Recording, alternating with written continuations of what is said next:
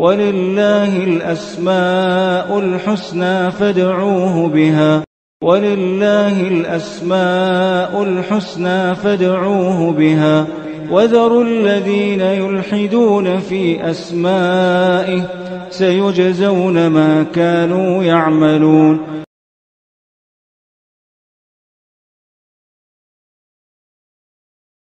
الحمدللہ رب العالمین وبہ نستعین وصلی اللہ وسلم علی سید الانبیاء والمرسلین وعلی آلہ واصحابہ اجمعین ومن تبعہم بإحسان الی یوم الدین. اما بعد، اسماء و صفات سے متعلق پچھلے 2-2.5 سال سے جو دروس ہوئے ہیں، جن میں آغاز میں ہم نے بہت سارے قواعد اللہ سبحانہ و تعالیٰ کے اسماء حسنہ اور صفات علیٰ کو سمجھنے کے لیے بیان کیے تھے، اور ان قواعد ہی کی بنیاد پر اللہ سبحانہ و تعالیٰ کی اسماء حسنہ اور اس کے صفات علیٰ کو سمجھ سکتے ہیں. اور جب اللہ سبحانہ و تعالیٰ کے اسماء و صفات کو ہم نے باضابطہ آغاز کیا، یعنی اس کی ایک ایک صفت کو پڑھنا شروع کیا ہم نے، تو ایسے دھیرے دھیرے کچھ صفات جو ہے سامنے آتے رہے کہ ان کا بھی الگ سے دراسہ ہونا چاہیے. تو چونکہ یہ ہماری اردو دنیا کا ایک طرح سے پہلا درس ہے یہ اسماء و صفات سے متعلق مفصل، تو اس میں کہیں نہ کہیں بے ترتیبی آ رہی تھی. جیسے شروع میں ہم نے کافی قواعد بتلائے، پھر جو ہے صفات کا آغاز کیا، پھر ضمناً درمیان میں 1-2 قواعد الگ سے ہم نے بیان کی. تو آج کا بھی جو قاعدہ ہے یہ مستقل اللہ سبحانہ و تعالیٰ کی کسی صفت سے متعلق درس نہیں ہے کہ یہ اللہ تعالیٰ کی صفت ہے اور اس سے متعلق یہ باتیں ہیں. آج کا درس ایسا نہیں ہے. آج کا درس اس بات سے متعلق ہے کہ ہم جو کہتے ہیں نا کہ اللہ تعالیٰ کی صفت ہے، جیسے العزہ اللہ تعالیٰ کی صفت ہے، کافی صفات ہم نے پڑھا ہے، تو اس کو صفت نام دینا کہ اللہ کی صفت ہے، تو اس سے متعلق آج معلوم کریں گے کیا اس کے لیے صفت کہہ سکتے ہیں. کیونکہ صفت کہنے پر بھی مسئلہ یہ آتا ہے کہ صفات عمومی طور پر جو عوارض ہیں، مطلب جو اعراض ہیں انسان کے دکھنے میں جو چیزیں آتی ہیں، تو انہی کو جو ہے مطلب یہ چیزیں کہی جاتی ہیں. جیسے کہ انسان کی گفتگو کا انداز ہے، اس کے بیٹھنے کی جو تہذیب ہے، اس کے چلنے پھرنے کا جو انداز ہے، اس کے جو معاملات ہیں، اس کے چہرے پر جو تبسم ہے، انہی چیزوں کو دیکھ کر کے کہا جاتا ہے کہ آدمی کے اوصاف بڑے اچھے ہیں. تو اللہ سبحانہ و تعالیٰ کے لیے لفظ صفت کہہ سکتے ہیں. تو اسی سے متعلق آج کا درس ہوگا انشاءاللہ. تو یہ ایک متفقہ معاملہ ہے کہ اللہ سبحانہ و تعالیٰ کی جو نعوت ہیں، اللہ سبحانہ و تعالیٰ کی جو صفات ہیں، جو اوصاف بیان کیے گئے ہیں، اور اللہ تعالیٰ کے جو اسماء حسنہ ہیں، ظاہر بات ہے جو اسم ہوگا، اسم کا جو معنی ہوگا، اس معنی سے اللہ تعالیٰ متصف ہے. یہ بات ہم نے کافی مرتبہ کہہ چکے ہیں کہ اللہ سبحانہ و تعالیٰ الحی اس کا ایک اسم ہے، اور اس کی صفت الحیات. تو جو نام ہے اللہ تعالیٰ کا، اس نام کے اندر جو معنی ہے، اس نام سے جو معنی ہے اس سے متصف ہے رب العالمین. تو ان کو اوصاف کہا جاتا ہے، صفت کہا جاتا ہے، یا نعت یہ بھی کہا جاتا ہے. یہ اس تعلق سے انشاءاللہ آج کا ایک درس رہے گا نہایت اختصار کے ساتھ.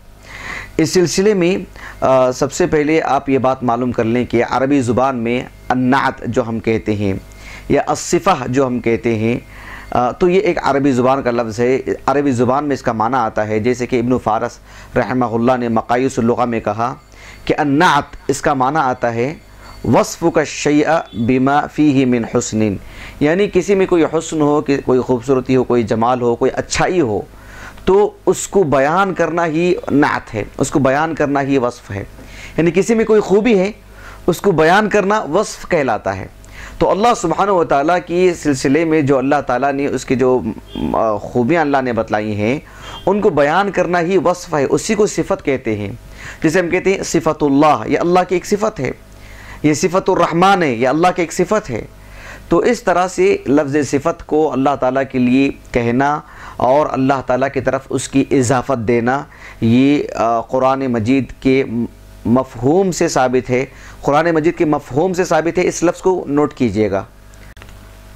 تو جو بات میں آپ سے کہہ رہا تھا کہ اللہ سبحانہ و تعالیٰ کے لیے یہ لفظ کہنا کہ یہ اللہ کی صفت ہے، یہ قرآن مجید سے صراحتاً ثابت نہیں ہے، لیکن قرآن مجید کی آیت کے مفہوم سے ثابت ہے. یہ جو لفظ میں نے استعمال کیا کہ قرآن مجید کی آیت کے مفہوم سے ثابت ہے، اس کو آپ نوٹ کر لیں. میں آپ کو انشاءاللہ آگے سمجھاؤں گا کہ اس کا کیا مطلب ہوتا ہے کہ قرآن مجید کے مفہوم سے ثابت ہے. رہا حدیث کی اگر بات کرتے ہیں تو حدیث سے صراحتاً یہ چیز ثابت ہے۔ آپ حدیث ملاحظہ فرمائیں، پھر اس کے بعد انشاءاللہ اہل علم کے اقوال کی روشنی میں اس بات کو میں آپ کے سامنے رکھوں گا۔ ایک حدیث مبارکہ ہے صحیح بخاری کی، صحیح بخاری میں کتاب التوحید، صحیح بخاری میں کتاب التوحید، اور امام بخاری رحمہ اللہ نے عنوان قائم کیا ہے باب ما جاء فی دعاء النبی صلی اللہ علیہ وسلم امتہ الی توحید اللہ تبارک و تعالی، یعنی رسول اللہ صلی اللہ علیہ وسلم کا اپنی امت کو توحید کی دعوت دینا۔ یہ عنوان قائم کیا امام بخاری نے اپنی صحیح بخاری میں کتاب التوحید کی، پہلا باب ہے، اور اسی میں اس حدیث کو لائے ہیں کتاب التوحید کی۔ امام مسلم رحمہ اللہ نے بھی اپنی صحیح مسلم کی کتاب صلاۃ المسافرین میں قل هو اللہ احد کی فضیلت بتلانے کے سلسلے میں اس حدیث کو لائے ہیں۔ اس حدیث کی جو راوی ہیں ام المؤمنین عائشہ ہیں رضی اللہ عنہا، اور ان کے ایک تلمیذ خاص جو ان کے گود میں پلے ہیں، عمرہ بنت عبد الرحمن، ایک خاتون ہیں رحمہ اللہ، بڑی عظیم خاتون، بہت عظیم فقیہہ، 100 ہجری یعنی 98 ہجری سن وفات ہے ان کا۔ تو وہ ام المؤمنین عائشہ رضی اللہ عنہا کی ہاں ہی پلی بڑی ہیں۔ تو وہ کہتی ہیں کہ ام المؤمنین عائشہ رضی اللہ عنہا نے کہا کہ آپ علیہ السلام نے ایک صحابی کو، ایک صاحب کو ایک فوج کا قائد بنا کر کے بھیجا۔ وہ کیا کرتے تھے کہ نماز جب پڑھاتے تھے تو ہر رکعت، ہر نماز کا اختتام قل هو اللہ احد اس سورے سے کیا کرتے تھے۔ تو نماز کا اختتام اس سورے سے کیا کرتے تھے، کیا مطلب ہے اس کا؟ اس کا ایک مطلب یہ ہے کہ جو ہے ہر رکعت میں ایک سورۃ الفاتحہ کے بعد ایک سورہ پڑھتے، اس کے بعد قل هو اللہ احد پڑھا کرتے تھے۔ یہ پڑھ کر ہی رکوع کو جاتے تھے۔ یا تو یہ مفہوم ہے اس کا، یا تو اس کا یہ معنی ہے کہ جو ہے جو بھی نماز پڑھتے تو آخری جو رکعت ہوتی اس میں جو ہے قل هو اللہ احد پڑھا کرتے تھے، یعنی نماز کا اختتام، یعنی یا تو ہر رکعت میں ایک سورے کے بعد اس سورے کو پڑھا کرتے تھے، یا آخری رکعت میں اس کو پڑھ کر ہی جو ہے مطلب نماز کا اختتام کیا کرتے تھے۔ تو یہ ان کا ایک عمل تھا۔ وَكَانَ يَقْرَأُ لِأَصْحَابِهِ فِي صَلَاتِهِمْ فَيَخْتِمْ بِقُلْ هُوَ اللَّهُ أَحَدٌ، یہ ایسی کیا کرتے تھے، ہر رکعت کے آخر میں یہی پڑھا کرتے تھے۔ فَلَمَّا رَجَعُوا ذَكَرُوا ذَلِكَ لِلنَّبِيِّ صلی اللہ علیہ وسلم، جب صحابہ وہاں سے لوٹ کر کے آئے تو آ کر کے رسول اللہ صلی اللہ علیہ وسلم کو یہ بات بتلائے کہ یہ ایسا کیا کرتے تھے۔ آپ علیہ السلام نے صحابہ ہی سے کہا کہ جاؤ انہی سے جا کے پوچھو، سَلُوهُ لِأَيِّ شَيْءٍ يَصْنَعُ ذَلِكَ، انہی سے جا کے پوچھے کہ وہ ایسا کیوں کیا کرتے تھے۔ تو بہرحال وہ گئے صحابہ، اور جا کر کے وہ صحابی سے پوچھے تو انہوں نے کہا کہ لِأَنَّهَا صِفَةُ الرحمن، لِأَنَّهَا صِفَةُ الرحمن وَأَنَا أُحِبُّ أَنْ أَقْرَأَ بِهَا، اور میں چاہتا ہوں کہ اس کو میں پڑھا کروں، بارہا پڑھا کروں۔ تو اللہ کے رسول کو جب ایسی خبر ملی صلی اللہ علیہ وسلم تو آپ نے فرمایا اچھا ٹھیک ہے، أَخْبِرُوهُ أَنَّ اللَّهَ يُحِبُّهُ، آپ جا کے ان کو خبر دیتے ہو کہ اللہ ان سے محبت کرتا ہے۔ تو وہ صحابی یہ جو سورہ پڑھا کرتے تھے، تو اس پڑھنے سے متعلق جب آپ سے سوال کیا گیا تو آپ نے کیا لفظ استعمال فرمایا؟ لِأَنَّهَا صِفَةُ الرحمن، وہ رحمان کی صفت ہے اس لیے میں نے پڑھا۔ تو جو ہی اللہ الصمد قل هو اللہ احد، انشاءاللہ آنے والے دروس میں آپ کے سامنے اس سلسلے میں بتلاؤں گا کہ اللہ سبحانہ و تعالیٰ کا ایک اسم ہے احد، ایک اسم ہے الواحد، دونوں میں فرق ہے، باقاعدہ احد میں اور واحد میں فرق ہے۔ تو ابن تیمیہ رحمہ اللہ فرماتے ہیں کہ یہ جو اسم ہے اللہ سبحانہ و تعالیٰ کا احد اور الصمد، یہ اللہ تعالیٰ کے تقریباً یعنی سارے ناموں کو لے کر کے شامل ہے۔ احد میں اس کا کوئی مماثل نہیں، اس کے کوئی اقصا نہیں، اس کے کوئی برابر نہیں، اس کا کوئی ہمسر نہیں۔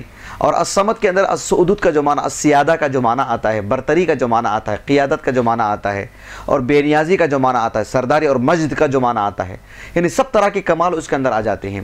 بہرحال خلاصہ کلام یہ ہے کہ اس حدیث مبارکہ سے یہ بات معلوم ہوتی ہے کہ وہ صحابی رسول نے اللہ سبحانہ و تعالیٰ کے سلسلے میں کہا کہ یہ سورہ اللہ سبحانہ و تعالیٰ کی صفت ہے، اس لیے میں اس کو چاہتا ہوں اور اس کو بارہا میں پڑھنا چاہتا ہوں۔ تو یہ بات ہم کیوں کہنا چاہ رہے ہیں آپ سے کہ اللہ تعالیٰ کی یہ صفت ہے، ہم ایسا کہہ سکتے ہیں کیا؟ اس لیے کہ دو باتیں یہاں پر ہیں۔ ایک بات یہ ہے کہ ایک تو ہم کو یہ معلوم ہونا چاہیے کہ ایسا ہم کو کہنا چاہیے کہ اللہ تعالیٰ کی صفت ہے، اور یہ ایک حق ہے، اس لیے کہ حدیث سے ثابت ہے۔ یعنی ہم اس حد تک بھی باریکی سے جانیں اللہ تعالیٰ کی صفات اور صفات علیہ اور اس کے اسماء حسنہ کو پڑھنے کے سلسلے میں کہ اللہ تعالیٰ کی صفت ہے، وہ کلمہ جو ہم لفظ استعمال کر رہے ہیں وہ بھی مستند ہے، یہ بھی ثابت ہے۔ یہ بھی جو ہے مطلب صحابہ کے مطلب زبانوں پر رہا ہے، اللہ کے رسول نے اسے ایک استنادی حیثیت دی ہے صلی اللہ علیہ وسلم۔ اس وجہ سے بھی ہم کو جاننا ہے، اس وجہ سے بھی ہم کو جاننا ہے کہ ہماری اس تاریخ میں کسی نے انکار بھی کیا ہے کہ اللہ تعالیٰ کے لیے صفت کا لفظ استعمال نہیں کرنا چاہیے۔ وہ کون صاحب ہیں اور ان کا کہنا کتنا درست ہے وہ بھی ہم آگے معلوم کریں گے انشاءاللہ۔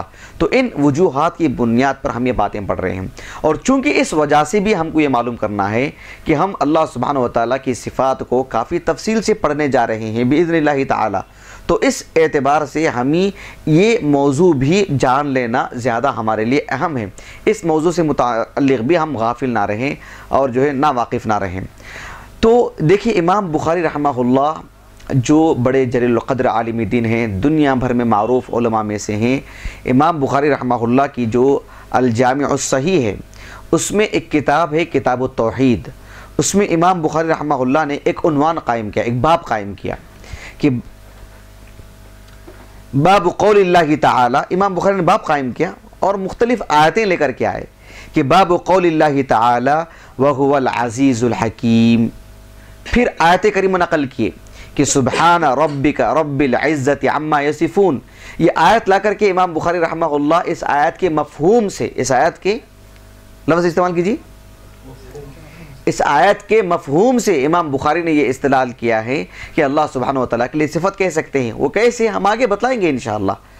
اس کے بعد امام بخاری نے ایک اور آیت کریمہ نقل کی جس میں اللہ سبحانہ وتعالیٰ کی ایک صفت ہے کہ وَلِلَّهِ الْعِزَّةُ، العزہ اللہ تعالیٰ کی صفت ہے، وَلِلَّهِ الْعِزَّةُ وَلِرَسُولِهِ، اور امام بخاری نے اسی باب میں یہ بات بھی لکھا کہ وَمَنْ حَلَفَ بِعِزَّةِ اللَّهِ وَصِفَاتِهِ۔ آپ ہمارے ابتدائی جو دروس ہیں آپ اٹھا کے دیکھیں، میں سمجھتا ہوں ایک چوتھا پانچواں درس ہوگا، آپ ایک مرتبہ مراجعہ کر لیں، دیکھیں سلسلہ وار جو ہمارے دروس چل رہے ہیں یوٹیوب پر ہیں، اس میں میں نے اللہ سبحانہ وتعالیٰ کی اسم سے جیسے قسم کھائی جاتی ہے کہ واللہ، جیسے قسم کھا جاتا ہے اللہ کے نام کی قسم کھائی جاتی ہے، ویسے ہی اللہ تعالیٰ کی صفت کی بھی قسم کھا سکتے ہیں کیا؟ اس بات پر میں نے مستقل ایک میں نے درس دیا تھا، اس میں تفصیلی طور پر وہ بات دیکھ لیں۔ تو امام بخاری نے باب قائم کیا وَمَنْ حَلَفَ بِعِزَّةِ اللَّهِ وَمَنْ حَلَفَ بِعِزَّةِ اللَّهِ وَصِفَاتِهِ، جو اللہ تعالیٰ کی عزت اور اس کے دیگر صفات کی کوئی قسم کھاتا ہے تو وہ درست ہے کیا؟ تو وَصِفَاتِهِ لفظ صفت امام بخاری رحمہ اللہ نے ذکر فرمایا۔ امام بخاری رحمہ اللہ نے ایک اور باب قائم کیا کتاب التوحید ہی میں، باب کیا ہے کہ باب قل ای شیء اکبر شہادہ، یہ آیت کریمہ ہے قرآن مجید کی سورۃ الانعام کی۔ اس کے بعد امام بخاری نے لکھا فسم اللہ تعالی نفسہ شیئا، اللہ تعالیٰ نے اپنے نفس کے لیے کیا لفظ استعمال فرمایا؟ شیء۔ وسم النبی صلی اللہ علیہ وسلم القرآن شیئا، اللہ کے رسول میں قرآن کو شیء کہا، یعنی حل عندک حل شیء من القرآن، قرآن کا کچھ حصہ تمہارے پاس ہے کیا؟ ایک صحابی کو پوچھا تھا نا اللہ کے رسول نے، صحیح بخاری کی حدیث ہے۔ تو شیء ایک ایسا کلمہ ہے جو اللہ نے اپنے لیے استعمال کیا، قل ای شیء اکبر شہادہ، کہ سب سے بڑی چیز کون سی چیز؟ شیء، اللہ نے اپنے نفس کے لیے کہا ہے اس آیت کریمہ میں، اور حدیث مبارکہ میں بھی رسول اللہ صلی اللہ علیہ وسلم نے اللہ کے رسول کے لیے شیء یہ لفظ استعمال فرمائے ہیں۔ تو امام بخاری رحمہ اللہ نے کہا فسم اللہ تعالی نفسہ شیئا، اللہ نے اپنے نفس کے لیے شیء کا لفظ استعمال فرمایا۔ وسم النبی صلی اللہ علیہ وسلم القرآن شیئا وہو صفت من صفات اللہ، امام بخاری نے کیا فرمایا؟ وہو صفت من صفات اللہ۔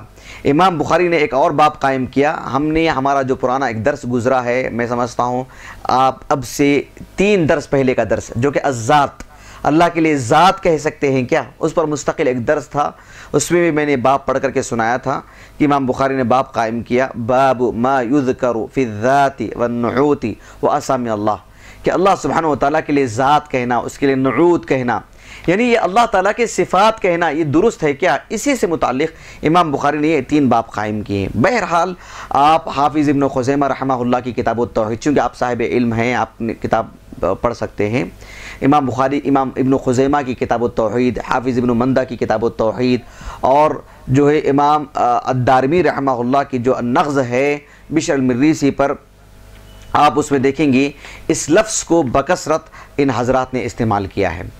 میں ایک قدیم حوالوں سے 2-3 باتیں آپ کے سامنے رکھ دیتا ہوں۔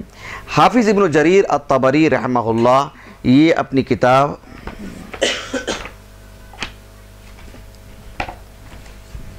سورۃ الانعام جو آیت کریمہ ہے، سورۃ الانعام کی آیت کریمہ میں اللہ تعالیٰ نے فرمایا قُلْ أَغَيْرَ اللَّهِ أَتَّخِذُ وَلِيًّا، اس کے بعد کیا ہے؟ اس کے بعد کیا ہے؟ فاطر السماوات والارض. کیا ہے؟ فاطر السماوات والارض. میں دھیان اصل میں جو آپ کو دلانا چاہتا ہوں اس جانب کہ سورۃ الانعام کی بالکل آغاز میں 14ویں آیت کریمہ ہے. اللہ تعالیٰ نے فرمایا قُلْ أَغَيْرَ اللَّهِ أَتَّخِذُ وَلِيًّا فاطر السماوات والارض. اب دیکھیں اس آیت کریمہ کی تفسیر میں حافظ ابن جریر الطبری رحمہ اللہ کہتے ہیں، یہ میرے پاس کا جو نسخہ ہے جلد نمبر 5 اور صفحہ نمبر 202، کہ فاطر السماوات والارض، اس آیت کریمہ کی تفسیر میں ابن جریر الطبری رحمہ اللہ فرماتے ہیں یقول اشیئا غیر اللہ فاطر السماوات والارض، اللہ کے علاوہ بھی کوئی ہے کیا فاطر السماوات والارض جسے میں اپنا دوست بنا لوں، اتخذ ولیہ، جسے میں اپنا کارساز بنا لوں؟ تو فاطر السماواتی، ابن جریر لکھ رہے ہیں رحمہ اللہ، یہ جو فاطر السماواتی ہیں کہا کہ من نعت اللہ و صفتہ، یہ اللہ کی صفت ہے. یعنی قل اغیر اللہ اتخذ ولیہ، وہ اللہ کون ہے؟ اب اس کی صفت فاطر السماوات والارض. فاطر السماوات والارض انشاءاللہ آنے والے دنوں میں ایک مستقل درس یہ بھی دوں گا کہ اللہ تعالیٰ کی صفات سے متعلق اور اللہ تعالیٰ کی اسماء حسنہ سے متعلق جو اضافت والے جو اسماء آتے ہیں، یعنی ذو الجلال والاکرام، ذو الجلال، سمجھ رہے ہیں؟ اضافت کے ساتھ مضاف مضاف الیہ، تو اس طرح کے جو اسماء ہیں انشاءاللہ اس سے متعلق میں گفتگو کروں گا انشاءاللہ. تو ابن جریر الطبری رحمہ اللہ نے کہا من نعت اللہ و صفاتہ ولذالک خفض، یعنی خفض کس کو بولتے ہیں؟ کسرہ کو، کسرہ کو کہتے ہیں. تو کہا کہ اسی لیے فاطری ہے، یعنی قل اغیر اللہ، اسی کی صفت آ رہی نا وہ، تو اسی لیے فاطر السماوات والارض من نعت اللہ و صفاتہ. تو یہ اللہ سبحانہ وتعالیٰ کے لیے صفات کہنا، اسی سے متعلق میں جو توجہ دلا رہا ہوں آپ لوگوں کی. دیکھیں بات بہت بڑی نہیں ہے، لیکن ہم اس بات سے بھی کیوں غافل رہیں؟ اللہ تعالیٰ کی صفت کہنا یہ عام سا لفظ ہے. شیخ الاسلام ابن تیمیہ رحمہ اللہ کی اگر بات کرنا چاہتے ہیں تو شیخ الاسلام ابن تیمیہ رحمہ اللہ نے کئی مقامات پر اس بات کو کہا ہے. مثلا دیکھیے یہ مجموع الفتاوی ہے جلد نمبر 16 اور صفحہ نمبر اس کا 372.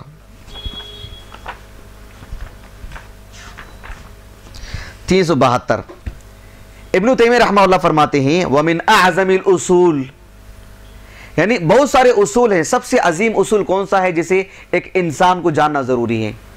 وہ کون سا اصول ہے؟ ابن تیمیہ رحمہ اللہ نے فرمایا وَمِنْ أَعْظَمِ الْأُصُولِ مَعْرِفَةُ الْإِنسَانِ بِمَا نَعَتَ اللَّهُ بِهِ نَفْسَهُ مِنَ الصِّفَاتِ الْفِعْلِيَّةِ، کہ اللہ سبحانہ وتعالیٰ نے اپنے جو صفات بتلائے ہیں ان صفات کو جاننا، ان صفات سے واقف ہونا، بما نعت اللہ بہ نفسہ، اللہ نے اپنے نفس کے لیے جو نعت، جو صفت بیان فرمائی ہے اس کو جاننا ایک انسان کے لیے ایک عظیم اصولوں میں سے، کئی اصولوں میں سے ایک عظیم اصول ہے. سمجھ گیا؟ تو یہ اللہ کے لیے استعمال کرنا کہ اللہ کی نعت ہے یا اللہ کی صفت ہے، یہ ایک کتاب و سنت سے ثابت ہے، ایک حق ہے. شیخ الاسلام ابن تیمیہ رحمہ اللہ نے ایک اور جگہ پر بیان فرمایا، یہ دیکھیے اس کی جلد نمبر 5 نہیں لائے ہیں، ہاں جلد نمبر 5 میں بھی کہا ہے، اور یہ جو جلد نمبر 14 ہے اس میں بھی جلد نمبر 5 لے کر کے نہیں آئے جی. یہ دیکھیے جلد نمبر 14 صفحہ نمبر 135، یہ قول دیکھیں. ابن تیمیہ رحمہ اللہ نے اہل السنہ اور اہل البدعہ ان دونوں کا موازنہ کروایا. ابن تیمیہ نے فرمایا وَتَضَمَّنَ إِيمَانُهُمْ بِاللَّهِ إِيمَانَهُمْ بِرُبُوبِيَّتِهِ وَصِفَاتِ كَمَالِهِ وَنُعُوتِ جَلَالِهِ وَأَسْمَائِهِ الْحُسْنَى وَعُمُومِ قُدْرَتِهِ وَمَشِيئَتِهِ وَكَمَالِ عِلْمِهِ وَحِكْمَتِهِ فَبَايَنُوا بِذَلِكَ جَمِيعَ طَوَائِفِ أَهْلِ الْبِدْعِ وَالْمُنْكِرِينَ لِذَلِكَ أَوْ لِشَيْءٍ مِّنْهُ. شیخ الاسلام ابن تیمیہ رحمہ اللہ فرماتے ہیں کہ اللہ سبحانہ وتعالیٰ نے اپنے لیے جو نعت بیان فرمائی، اللہ سبحانہ وتعالیٰ نے اپنے لیے جو صفات بیان فرمائے، اپنے علم کا کمال، اپنی قدرت کا کمال، جو بھی اللہ نے بیان فرمایا ہے، اہل السنہ سے اہل البدعہ اور سبھی جو صفات کے منکر ہیں وہ اہل السنہ سے اس باب میں جدا ہو جاتے ہیں، الگ ہو جاتے ہیں، ممتاز ہو جاتے ہیں. اہل السنہ سے ممتاز ہیں. اہل سنہ کا یہ میزہ ہے کہ وہ اللہ سبحانہ و تعالیٰ کے سب صفات کو تسلیم کرتے ہیں جو بھی کتاب و سنت سے ثابت ہے، جبکہ اہل بدعت اللہ کی صفات کو تسلیم نہیں کرتے۔ تو صفات یہ لفظ جو ہے ایک عام سا لفظ ہے، یہی بات میں آپ کے سامنے رکھنا چاہتا ہوں۔ میرے موضوع سے متعلق ایک آخری بات جو انشاءاللہ ہماری بات ختم ہو جائے گی، وہ یہ ہے کہ حافظ ابن حجر العسقلانی رحمہ اللہ فتح الباری میں، یہ دیکھیے امام نسائی رحمہ اللہ کی کتاب ہے کتاب النعوت، دیکھ رہے ہیں آپ، یہ صرف اللہ تعالیٰ کے صفات اور اس کے اسماء الحسنہ سے متعلق ہے۔ امام نسائی کی جو اسنن الکبریٰ ہے، بڑی کتاب ہے، اس میں کا مستقل ایک کتاب ہے یہ جو الگ سے طبع کی گئی ہے۔ اچھا، ابن حجر کے حوالے سے ایک بات کر کے میں اپنی بات ختم کر دیتا ہوں۔ شیخ الاسلام حافظ ابن حجر العسقلانی رحمہ اللہ نے یہ جو صحیح بخاری کی کتاب التوحید، صحیح بخاری کی کتاب التوحید میں ایک حدیث آتی ہے جو ابھی میں نے آپ کو پڑھ کر کے سنایا، میں نے کون راوی ہے اس کے؟ ام المومنین عائشہ رضی اللہ عنہ، ان سے کس نے روایت کی تھی؟ عمرہ بنت عبد الرحمن رحمہ اللہ نے۔ جی، اس حدیث کے اندر بات کیا ہے وہ دیکھیے۔ اس حدیث میں بات یہ ہے کہ اللہ سبحانہ و تعالیٰ کے سلسلے میں وہ صحابی نے کہا میں قل هو اللہ احد اس لیے پڑھا کرتا ہوں کیونکہ لأنہا صفت الرحمن، یہ رحمان کی صفت ہے اس لیے میں پڑھتا ہوں۔ اس حدیث کی مناسبت سے کافی طویل کلام کیا ہے ابن حجر نے رحمہ اللہ۔ ابن حجر رحمہ اللہ نے آخر میں لکھا کہ وفی حدیث البابی، وفی حدیث البابی یعنی وہی حدیث جو حدیث عائشہ ہے، وفی حدیث البابی، یہ فتح الباری شیخ البراء کا جو نسخہ ہے، اس کی جلد نمبر 17 اور اس کا صفحہ نمبر 303، کیونکہ فتح الباری کے مختلف نسخے ہیں تو آپ ہر جگہ آپ کو جو ہے الگ الگ ملے گا۔ جو عام طور پر محقق نسخہ مانا جاتا ہے اس اعتبار سے جلد نمبر 13 صفحہ نمبر 357 یہاں درمیان میں لکھا ہوا ہے۔ اچھا، عبارت کیا ہے وہ دیکھیے۔ ابن حجر کہتے ہیں رحمہ اللہ وفی حدیث الباب حجت لمن اثبت ان للہ صفت وهو قول الجمہور، اس حدیث میں یہ بات ثابت ہوتی ہے کہ اللہ تعالیٰ کے لیے صفت ایسے کہہ سکتے ہیں، یہ جمہور کا قول ہے، حدیث یہ بات ثابت ہے۔ وشذ ابن حزم، لیکن حافظ ابن حزم رحمہ اللہ 5ویں صدی ہجری کے وسط کے عالم دین ہیں، وہ اکیلے اس میں منفرد ہیں جنہوں نے کہا کہ نہیں، یہ اللہ تعالیٰ کے لیے صفت نہیں کہہ سکتے۔ کیوں نہیں کہہ سکتے؟ کہا کہ هذه لفظة اصطلح علیہا اہل الکلام من المعتزلہ ومن تبعہم، یہ تو معتزلہ اور ان کے متبعین نے اللہ کے لیے صفت ایسے الفاظ استعمال فرمائے۔ دیکھو حافظ ابن حزم رحمہ اللہ فقہی مسائل میں یہ ظاہری ہیں، آپ اہل علم ہیں اس لیے میں آپ کو بتلا رہا ہوں، اور اصولی مسائل میں وہ خاص اہل السنہ کے ہیں، ایسا نہیں ہے۔ اصول، اب جہاں تک مسئلہ حدیث سے احتجاج کی اگر بات کرتے ہیں تو بڑے قوی نظر آئیں گے آپ کو، یعنی جو لوگ حدیث کے سلسلے میں ذرا سوتیلا سلوک کرتے ہیں، حدیث سے استدلال، حدیث سے احتجاج اور حدیث کی حجیت اور جو ہے مطلب احتجاج بالسنہ، یہ جو موضوع ہے اس باب میں حافظ ابن حزم رحمہ اللہ کا بڑا اہم رول ہے، بلکہ شیخ البانی رحمہ اللہ نے جگہ جگہ پر ابن حزم سے بڑا استدلال کرتے ہیں، ان کے اقوال نقل کر دیتے ہیں، مطلب آدھا آدھا صفحہ نقل کر دیتے ہیں صحیحہ میں ضعیفہ میں۔ لیکن یہ مطلب یعنی اللہ سبحانہ و تعالیٰ کی صفات میں تعویل کرتے ہیں، متأولین میں سے ہیں یہ ابن حزم رحمہ اللہ۔ یہ معتزلی ہیں، یعنی عمراء کے باب میں، حکماء کے باب میں، حاکم وقت کے سلسلے میں معتزلہ کا جو موقف ہے وہی موقف ہے ابن حزم کا بھی رحمہ اللہ۔ اللہ اکبر، سمجھ رہے ہیں آپ؟ جی، تو ابن حزم رحمہ اللہ نے اس سلسلے میں بات کی، اور جو حدیث ہم نے پڑھ کر کے آپ کو سنائے ہیں اس حدیث میں ایک راوی ہیں سعید ابن ابی ہلال، سعید ابن ابی ہلال۔ سعید ابن ابی ہلال کے سلسلے میں ابن حزم نے اتنی بڑی بات کہہ دی کہ یہ اگر حدیث ہے بھی تو چونکہ سعید ابن ابی ہلال سے روایت مروی ہے تو سعید ابن ابی ہلال کی یہ افراد میں سے ہے، وفیہ ضعف۔ سعید ابن ابی ہلال کے بارے میں، جبکہ وہ امام بخاری نے سعید ابن ابی ہلال سے 10 روایت لائے ہیں اپنے صحیح بخاری کے اندر، اسی لیے امام حافظ ابن حجر رحمہ اللہ نے تہذیب التہذیب میں بہت ہی طویل کلام کیا ہے سعید ابن ابی ہلال سے متعلق، اور ان کے بارے میں ساری تفصیلات دی کہ سعید ابن ابی ہلال جو ہے طبقہ سادسہ میں سے ہیں، یعنی وہ جو صغار التابعین کے جو معاصرت ہیں معاصر ہیں ان کا دور انہوں نے پایا ہے۔ 130 ہجری کے بعد ان کا انتقال ہوا۔ اخرجہ الجماعہ، یعنی کتب ستہ کے سبھی مؤلفین نے ان کی روایت لائے ہیں۔ اس کے بعد جو ابن حجر نے لکھا ہے وہ قابل غور بات ہے۔ ابن حجر نے لکھا کہ صدوق، یہ کون ہے؟ یہ صدوق راوی ہیں۔ اس کے بعد لکھا کہ لم ارا لابن حزم فی تضعیفہ سلفا، یعنی ابن حزم نے جو ان کی تضعیف کی، ان سے پہلے میں نے کسی کو نہیں پایا، ان کا کوئی سلف نہیں ہے اس باب میں کہ سعید بن ابی ہلال کو بھی ضعیف کہا ہو۔ ہاں الا ان الساجی، یعنی ابو زکریا یحییٰ الساجی رحمہ اللہ نے احمد بن حنبل رحمہ اللہ سے نقل کیا ہے کہ اختلط، وہ مختلط ہو چکے تھے وہ، تو یہ ایک قول ان سے احمد بن حنبل سے ملتا ہے۔ اس بنیاد پر انہیں ضعیف کہہ دینا یہ عدل اور انصاف نہیں ہے۔ بہرحال یہ امام حافظ ابن حجر رحمہ اللہ نے کافی تفصیل سے لکھا کہ اللہ سبحانہ و تعالیٰ کے لیے جو بھی اسماء حسنہ ہیں اس سے وہ ناموں سے متصف بھی ہے اللہ سبحانہ و تعالیٰ، اس سے اس کی پوری صفات بنتی ہیں، تو اسی اعتبار سے اللہ تعالیٰ کے لیے صفت کہنا یہ درست ہے، اس لیے کہ لازم و ملزوم ہے۔ اللہ سبحانہ و تعالیٰ کا ایک نام ہے العزیز، اللہ تعالیٰ اس معنی سے متصف نہیں ہے، تو صرف پھر تو وہ نام رہ جائیں گے، صفات کہاں ہیں اللہ تعالیٰ کی؟ تو جو نام ہے اللہ تعالیٰ اس سے متصف بھی ہے۔